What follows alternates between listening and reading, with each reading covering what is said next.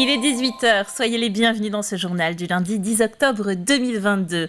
Au sommaire, le baptême du tout nouveau navire Toutan de la station SNSM de l'Herbaudière. Avec ses 17 mètres de long, il peut accueillir jusqu'à 60 naufragés à son bord et aller jusqu'à 25 nœuds. Le point d'orgue de la Joséphine, c'était ce dimanche. L'événement de sensibilisation contre le cancer du sein a récolté 160 300 € pour la Ligue. Enfin, des vinyles fabriqués en Vendée, B-Side Factory a ouvert ses portes à la mi-août à Montaigu-Vendée. Et vous le verrez, c'est déjà un carton.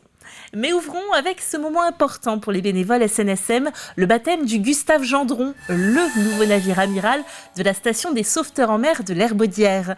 10 navires de ce type sont d'ores et déjà commandés pour rejoindre avant fin 2024 de nombreuses stations. Nous étions bien sûr présents. Voici la vedette du jour. Le Gustave Gendron Simone Anita, des noms de l'ancien patron du Clémenceau II et d'une généreuse donatrice, a été baptisé au Champagne, à Noirmoutier-en-l'Île, où il est affecté à la station SNSM de l'Herbaudière. L'ancien Georges Clémenceau a 30 ans, donc renouvellement de la nouvelle flottille, il n'y a pas... Et puis, qu'est-ce qu'il a ? Il a beaucoup plus de technologie. Il y a un changement de travail maintenant sur le pont qui va être important. Il va falloir qu'on s'habitue, quoi.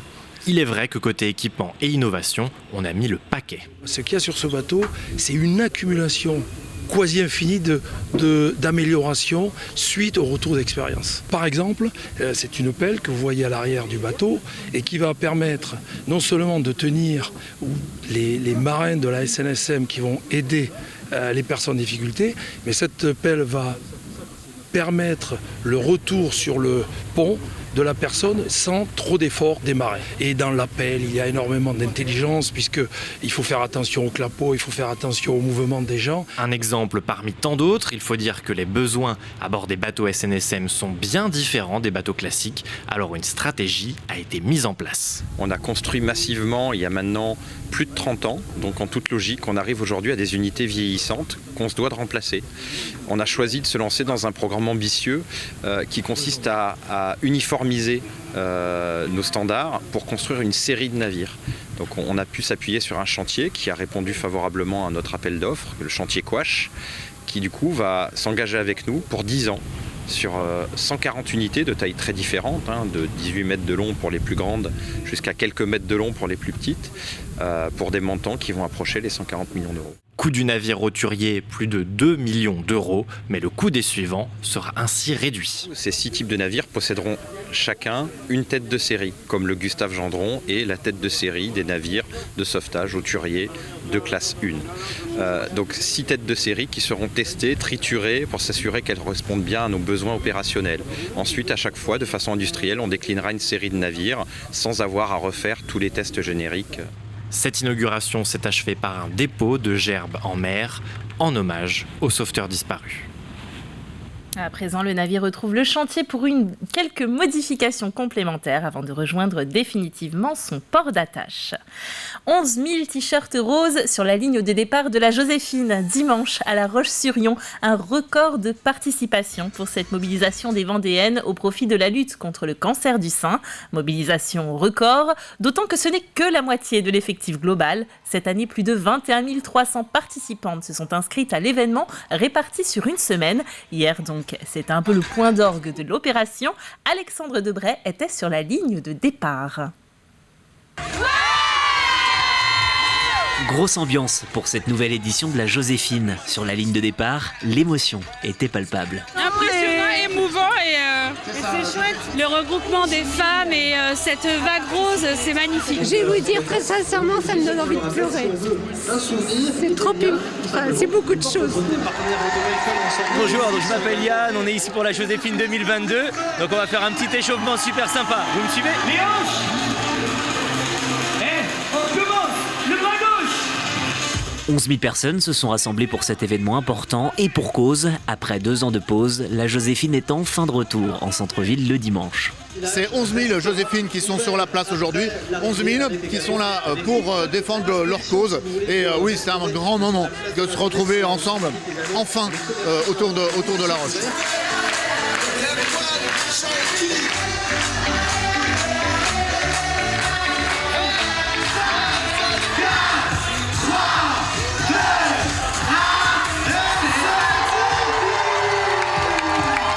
11h, début de la course, 5,5 km dans le Patagone lyonnais avec des concerts éparpillés à plusieurs endroits.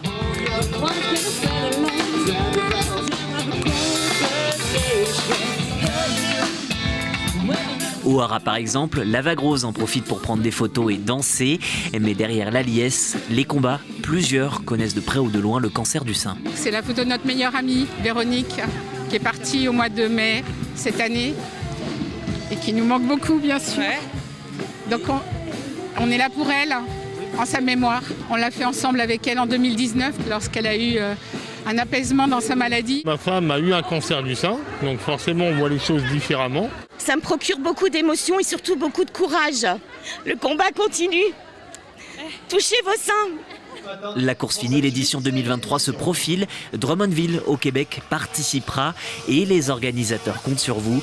L'objectif, être plus de 30 000 au départ. L'argent récolté a permis de remettre dans la foulée un chèque au comité vendéen de la Ligue contre le cancer.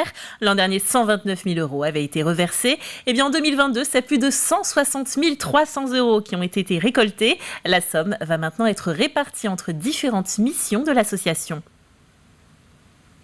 Des soins de support, par exemple, des ateliers qui sont offerts aux personnes malades. On a aussi une partie qui va servir à déployer des services comme ce qu'on appelle nous Proxilic, ça veut dire au plus près des gens, envoyer des professionnels de santé qui vont les aider. Ensuite, on va financer une partie de la recherche aussi, et puis une autre partie va aller à la prévention.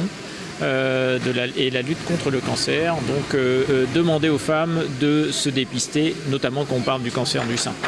Allez, on change de sujet, puisqu'à l'heure du MP3 et des plateformes de téléchargement ou d'écoute, le vinyle ne s'est jamais aussi bien porté, à tel point que l'attente des musiciens pour le pressage peut atteindre plusieurs mois. 3 associés ont donc ouvert leur propre usine à Montaigu-Vendée. Elle leur permet de proposer le pressage de petites séries à partir de 100 exemplaires. Cyril Guillet. Ce jour-là, la B-Side Factory a un invité de marque dans ses locaux. Lol, le guitariste vedette de l'émission Nulle part ailleurs, est venu pour superviser le pressage de son dernier album, Lolita Carabine. C'est génial. C'est comme un môme tout. Attends, rien. Je vais participer à la fabrication, quoi. Je vais donner un coup de main, je vais être là. Donc là, aujourd'hui, on a fait un petit tour, le tour des machines pour voir un peu comment que ça se passait. Demain, on a les gants et voilà, on va faire tout dans la foulée, quoi. Tu vois, donc c'est ça l'autoprod. Et LOL a frappé à la bonne porte, car ici, le pressage de vinyle s'adresse aux autoproductions et aux labels indépendants. On va se positionner plutôt sur un marché où on va avoir de la petite série en 100, 200, 300, 500 exemplaires. Et puis on va aller un peu plus loin. On ne va pas proposer du noir systématiquement. On va essayer de proposer des produits en couleur, avec des éclatés de couleurs, en marbré, histoire de se différencier aussi sur un marché qui est saturé, parce que les groupes aujourd'hui, ils ont besoin de se différencier. À l'initiative de ce projet, il y a Michel qui gère la partie administrative, Jeff, ingénieur du son au Woodbox Mastering Studio, et François qui est à la tête de Dixie Frog, un des plus gros labels de blues en Europe. 3 passionnés de musique avant tout. Le vinyle, c'est un petit peu magique. Parce que c'est un peu, pour beaucoup de gens, leur Madeleine de Proust. En tout cas, je parle pour des générations qui ont connu le vinyle auparavant. On se souvient tous du premier vinyle qu'on a acheté avec notre argent de poche. Et tous les interlocuteurs qu'on a rencontrés lors de cette aventure, que ce soit les banquiers, les gens de la chambre de commerce, etc., ils ont tous, quand on leur parle de notre activité, des étoiles dans les yeux. Les premiers vinyles sont sortis des presses il y a 1 mois et demi et depuis, le carnet de commandes ne désemplit pas. Le vinyle, c'est un marché particulier puisque l'offre ne remplit que 50% de la demande. Pour donner à peu près une idée, il y a une quinzaine d'années, moi on mettait 6 semaines pour avoir une commande livrée chez un client. Et dans les derniers temps, on était sur du 26 semaines en moyenne. Donc le temps devenait complètement fou et était aussi un critère de choix pour les clients. À l'heure de la dématérialisation, les jeunes générations se sont appropriées le vinyle, un support qui semble avoir encore de belles années devant lui. Il sera bientôt possible de connaître l'origine de vos fleurs coupées. C'est en tout cas l'Union nationale des fleuristes qui s'y engage d'ici le mois de juin 2023.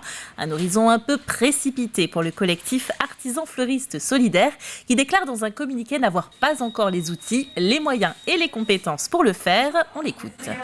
En sachant que 80% de la fleur qu'on commercialise est importée de l'étranger, je pense qu'il est préférable dans un premier temps de mettre vraiment en avant une fleur qui est produite en France. Alors les 20% de fleurs restantes qui sont produites en France, ça c'est vraiment pour moi une priorité. Il y a déjà un label donc Fleurs de France qui existe déjà depuis quelques années.